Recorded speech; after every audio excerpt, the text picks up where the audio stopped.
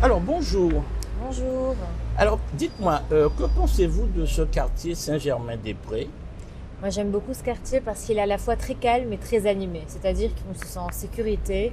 C'est le Paris traditionnel, c'est le Paris de l'art, c'est le Paris des terrasses, des cafés, à la fois bohème et à la fois assez chic. J'aime beaucoup l'ambiance et je m'y sens bien. C'est un peu le Paris qu'on voit dans les films. Oui. Donc c'est très très agréable de se balader ici. Alors comment vous avez découvert ce quartier finalement? Moi, j'étudiais pas loin, j'étudiais à Sciences Po, donc c'est à Saint-Germain. Et voilà, c'est dans le cadre de mes études que je me suis installée dans le quartier. C'est un quartier dans lequel je ne vis pas, mais dans lequel je passe énormément de temps. Étant moi-même photographe et plasticienne, également écrivaine, c'est le quartier où il faut être. J'ai la chance d'avoir une maison d'édition pour laquelle je vais bientôt travailler, qui est dans le quartier. Toutes les galeries pour une scène et dans le coin qui sont pour certains mes amis, donc je viens très très régulièrement. 555, l'évêque Saint-Germain construisit la première basilique et en 1200, Auguste déclara Saint-Germain-des-Prés quartier à part entière. Saint-Germain-des-Prés reste tout de même un quartier où on aime sortir pour faire la fête et se retrouver.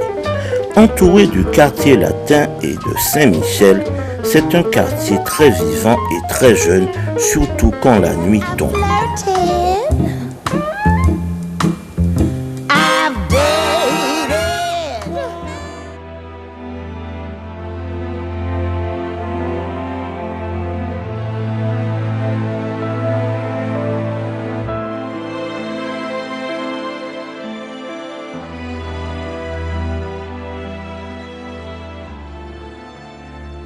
C'est juste une boîte en fait, en bois, Ouais. mais devant il y a un objectif de chambre d'époque. L'objectif il est vraiment d'époque du début du siècle. Voilà, ouais. Et là en fait moi j'ai ce petit manchon qui me permet de manipuler à l'intérieur sans que la lumière rentre. Tout est Ah, éteint. d'accord, à la main. Quand tout est éteint, voilà, tout est à la main. Ouais. Là il y a des papiers photo à l'intérieur qui est photosensible, je le mets devant l'objectif, je le prends en photo et après je le révèle là-dedans. C'est extraordinaire ça. Et la première image qui sort, elle est en négatif.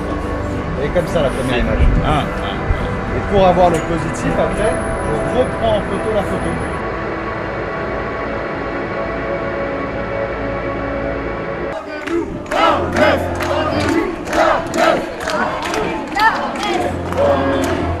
C'est une manifestation pour demander l'autorisation de la messe le dimanche. Le dimanche? Enfin, l'autorisation de la messe en fait, parce que ça c'est interdit dans le cadre du nouveau confinement. Un rassemblement de retrouvailles, un moment d'affection, autant que possible.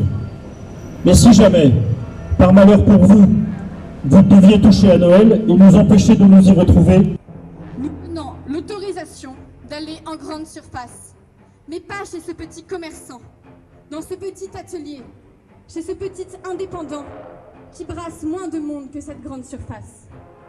Et voilà que dans ce rayon d'1 kilomètre de circulation, dans lequel on peut sortir tous les jours, il ne nous est pas permis de passer 1 heure par semaine à la messe. Monsieur, que moi je ne suis pas catholique. Je suis fondamentalement chrétienne, mais pas catholique. Mais je soutiens les catholiques parce qu'ils sont presque martyrisés, plus que les autres religions.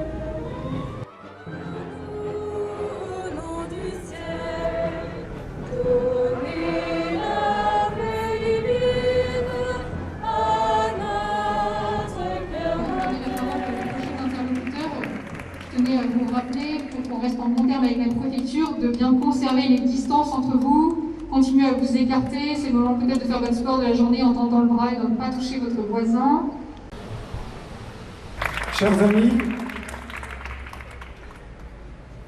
rendre un culte à Dieu, un culte public, dans la Sainte Eucharistie, n'est pas ce que nous demandons, n'est pas un caprice, un passe-droit, une lubie, c'est une obligation, c'est un devoir envers Dieu.